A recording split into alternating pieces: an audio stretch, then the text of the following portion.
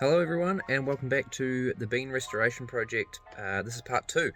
So the first video was pretty boring, didn't really get into much, but I just wanted to make some content to get it out there. Today we are going to be putting some more important and more exciting parts on the car. All going well, we should have it starting up by the end of today's video. So I'm currently sitting in the back seat of the car, just because why not. So I'll hop out of the car, show you what we've got planned, and we'll kick straight into it.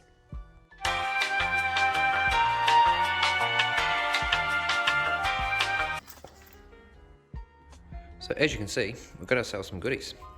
Managed to pick up a full stainless exhaust system for a B series off an EG hatch. So this should,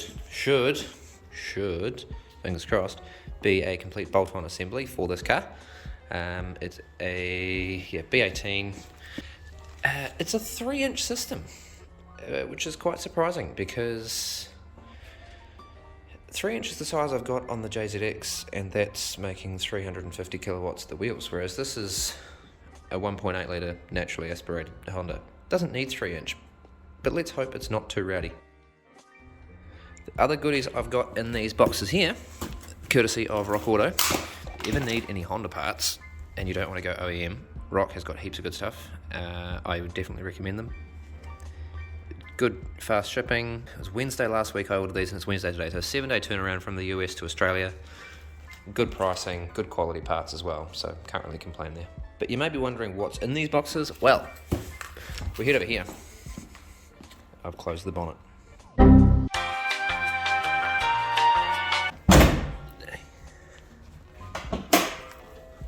So what's in the box is a couple of pieces I need to essentially reassemble the motor.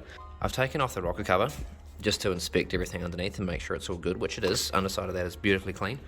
I just didn't want to put it back on there without doing a new gasket and everything like that. So I've got new rocker cover gasket in there.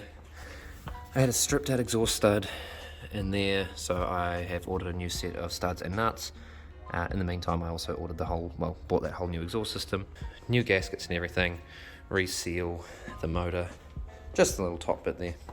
Make sure everything's all good. The other thing I noticed, I think I talked about it in the last video, is we have a bit of leakage going on in there. So I've got a couple of cam seals, front cam seals, that I'll potentially do as well. I'll just pull everything off, see if that's where the leak's coming from, clean it all down, and go from there. Also, just while we're on the subject, since the last video I bought myself some more shelves. Shout out to Bunnings, $50 shelves, we love it. I've got myself a nice little bench here, a nice working area, so I'm not on the floor, tidied up this whole bit, got all my detailing stuff in the corner, power tools, spare parts. They'll be going on in a future episode. Otherwise, I've got myself a nice little workbench. Everything's organised. I've not touched any of this stuff, which is why it all looks so organised. So we'll see how long that lasts.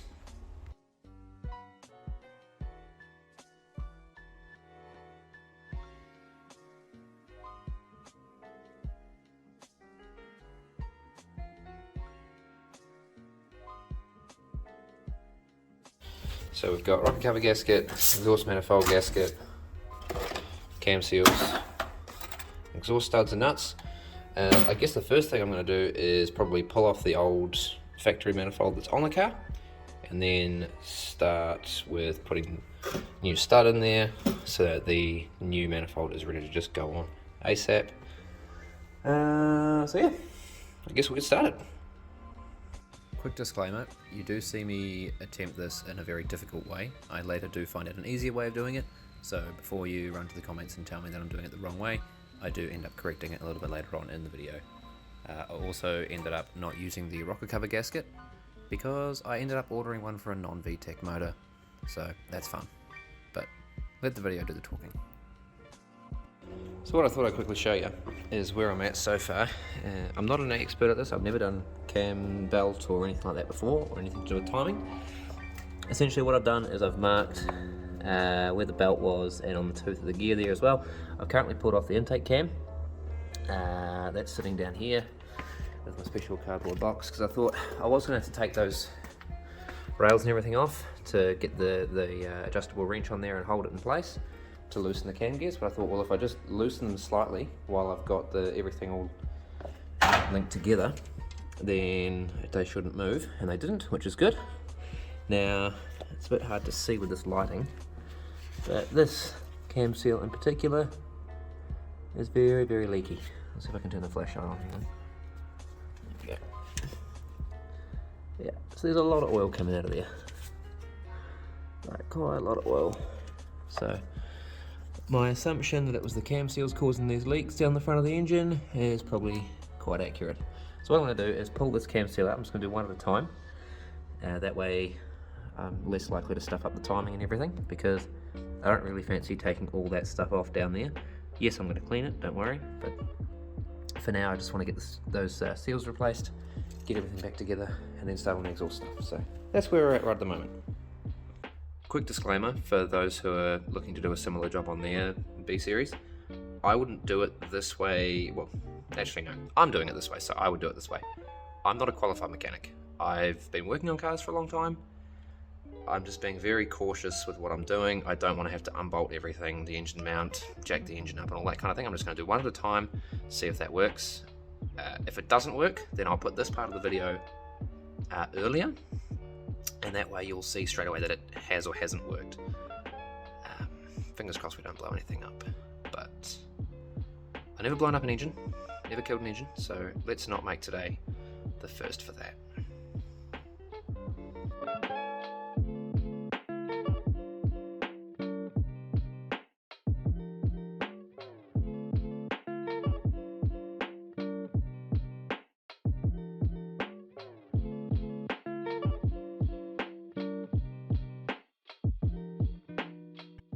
Right, that was a bit of a mission, but I've just gone through and checked all my timing marks that I put on the start. See, there's a mark on the belt and on the gear there. They line up. One on this side lines up.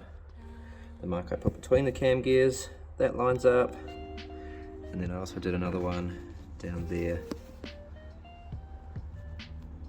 on that part of the belt as well. So everything all lines up there. Everything is the way it was in position before. The reason I put this back on to now take this gear off is just so that I've checked it as I've gone to make sure it all lines up.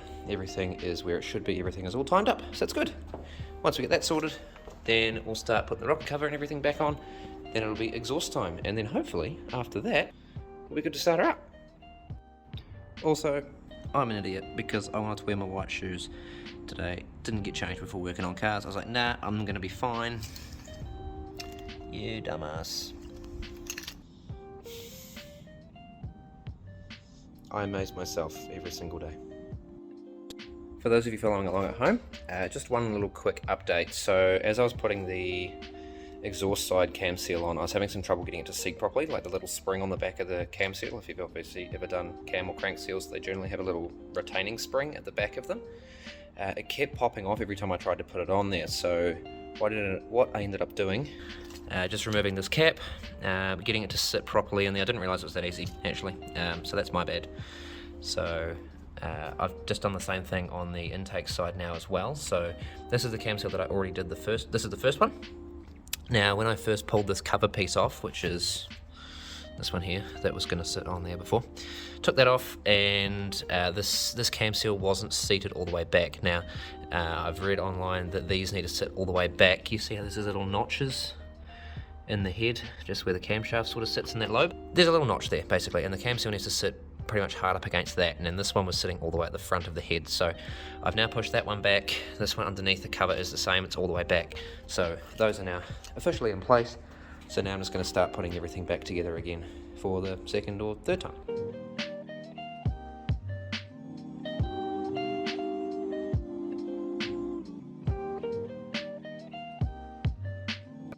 I can't remember where I left off, but essentially we're at the point now where I've checked the timing and everything. I had to consult a couple of friends, so thank you Angus, thank you Jaden, but pretty sure everything's all lined up now. I've checked top dead centre / bottom dead centre with the cam gears and with the crank, so that's all good. Now I'm just starting to get the rocker cover ready to go back on. I'm taking the old gasket out. It doesn't look that old, like it's a little bit firm, but it'll be right. Can't hurt to do a new one, so about to do all that, throw that back on the engine, and then I can start doing exhaust manifold stuff. Essentially all I'm doing here is going back through and tightening up all the bolts for the camshaft covers. making sure I'm torquing them to spec and everything. However, there was a bit of oil in the bolt holes, which obviously affects your torque settings, which I figure out very, very quickly.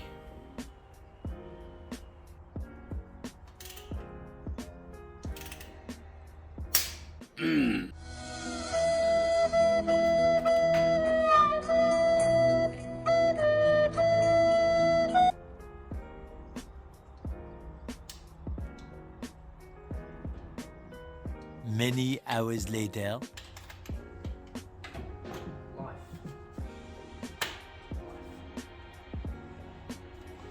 Essentially all I'm doing now is going through and reassembling the last few bits, so getting the rocker cover back on, getting the nuts back on, tightening it all down, getting the spark plug wires, ignition leads back in, and essentially just getting it all ready to start up and move to the next step. Okay, so the good news is rocker cover's all done, so that's all bolted down, coils are all connected, grounding's done, so now it's literally just onto the exhaust side of it. Now I'm going to have to take out the whole existing midsection and rear section all the way through there. So before I even start pulling the header off, I'll pull the header off, but I think what I'll do is jack up the car.